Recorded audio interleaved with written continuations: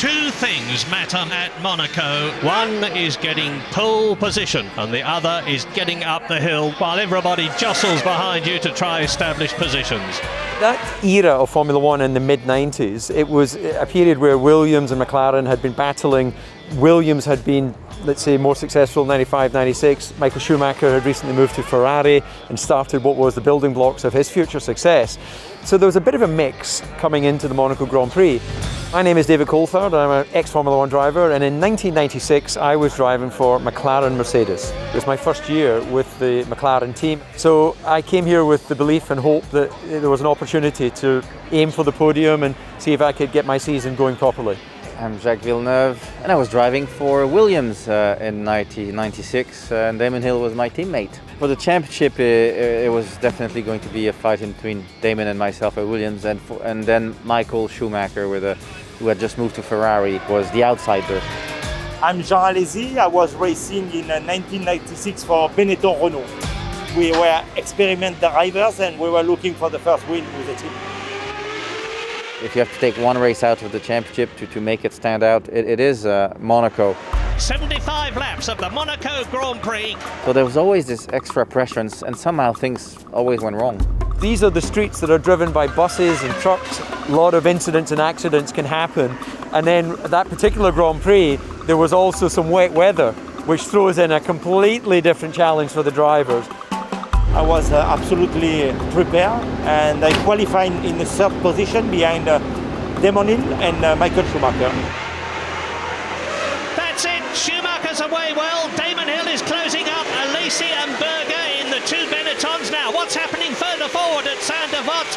It's the Williams leading, Damon Hill has got ahead of Michael Schumacher. Going up to the casino, I didn't lose the car, but I was wheel spinning everywhere. I was in the gearbox of Michael. Damon was leading the race, and when Michael crossed the curb to make the right corner, he went directly to the barrier. That's Schumacher! Michael Schumacher is out of the Monaco Grand Prix before the first lap has even been completed. Having Michael crash in the wet was surprising. I miss him for maybe half a centimeter. Already I said, okay, be quiet now, take it easy, and then the race really starts for me. The positions are Damon Hill on lap 11, leading by 16 seconds from Jean Alesi. And up into third position, the red Ferrari. Fourth is Frentzen, fifth is Coulthard, sixth now is Villeneuve. He's in the points. Yeah, being stuck in traffic here is incredibly costly in lap time because you just cannot make progress. You need to be patient here if you're not running right in clean air at the front. Oh, and that's very tight indeed. And so he's broken the front wing.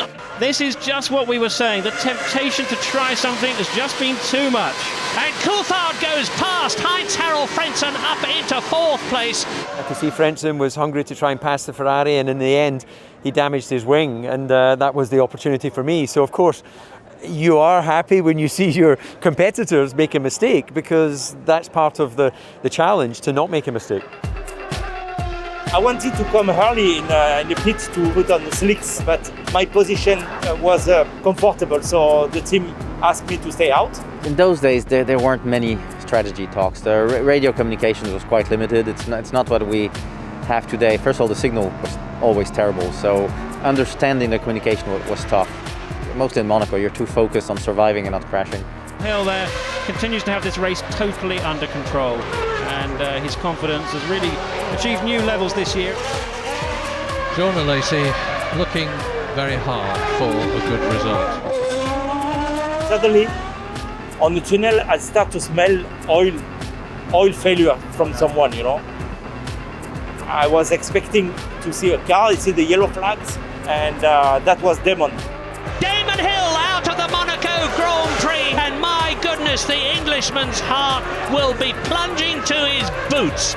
For me, the turning point was when Damon pulled off after blowing his engine. And that's what was important for me, was to try and get points back on Damon. I said, okay, now you are leading. Please, concentration 100%. And into the pits comes Alesi once again. What is going on? Alesi has a problem.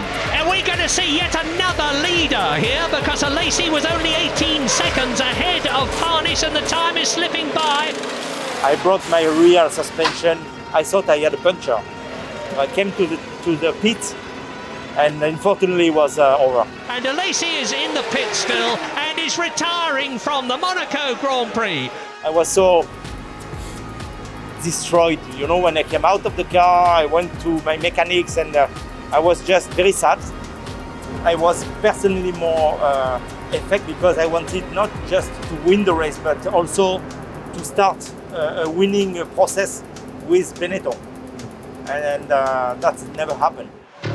Well, as things stand now, I'd put my money on David Coulthard. I'm sure the combination of Coulthard and McLaren will be able to get ahead of Panis, however well he's doing. It was a little bit frustrating to find myself behind Panis, because I think that we had the pace. He'd started, I think, in 14th place, but we had the pace to win the Grand Prix. Yes, I was catching, but catching is one thing in Monaco, overtaking is another.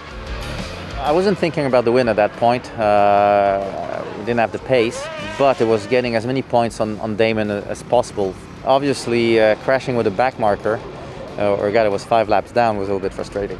And Villeneuve out. There's been a tangle there, I'm sure. I wasn't fighting anyone for position. It was just a question of reaching the end of the race and scoring the points. He kind of left the door open, so I went in, and halfway through the corner he decided to close it, and I got squished in between him and the wall and broke my front suspension. What a miserable end to a torrid first Monaco Grand Prix for Jacques Villeneuve. That was typical Monaco, because until the last lap you just didn't know if the standings would change. And Olivier Panis exits the Rascasse to win the 1996 Monaco Grand Prix. It was a French driver in a French car winning the Monaco Grand Prix. This is a historic result. This result was absolutely fantastic for Ligier. I've always liked to work hard and play hard. So with Mika, we ended up at Rascasse bar as the sun was coming up. I had the kilt on for going to the gala dinner, and at the end of the night, Mika was wearing the kilt and I was wearing his suit. So everything got a bit crazy. When I watched the race after a few days, because of course, you know, in French, newspaper and TV was Olivier everywhere. So I wanted to know how it happened, and he made a terrific race.